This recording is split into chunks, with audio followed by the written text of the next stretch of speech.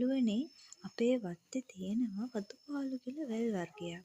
මේ වැල් වර්ගය කුඩා පඳුරක එතුනට පස්සේ ඒ පඳුර සම්පූර්ණයෙන්ම විනාශ කරලා දාන්න මේ වතුපාලු වැලට පුළුවන්. ඒ වුණත් කැලේ හැදෙන තේක, නැදුම්, කළුවර වගේ තද අරටුවක් තියෙන ශාකවල මේ වැල එතුනට ඒ වැලට බෑ ඒ ශාකය විනාශ කරලා දාන්න. ඉතින් මම මේ කතාව ඔයාලට කිව්වේ ඔයාලා තේරුම් ගන්න ඕන ඔයා දුර්වල පඳුරක් වෙනවද එහෙම නැත්නම් තද අරටුවක් තියෙන ශක්තිමත් ගහක් වෙනවද කියලා. අපි ජීවත් වෙන මේ සමාජයේ මිනිස්සුත් මේ වගේම වර්ග කරන්න පුළුවන්. සමහර මිනිස්සු පුංචි පඳුරු වගේ හිතින් හරිම දුර්වලයි.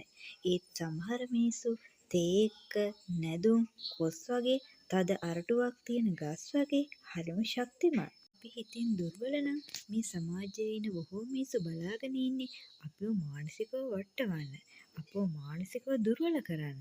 අපි මානසික මට්ටමකින් ශක්තිමත් නම් කාටවත් බෑ අපිව මානසිකව වට්ටන්න, අපිව දුර්වල. යාළුවනේ මම මේ කියපු කතාව අහලා ඔයාලම තීරණය කරන්නකෝ. ඔයාලා ශක්තියෙන් අඩු දුර්වල පඳුරක් වෙනවද?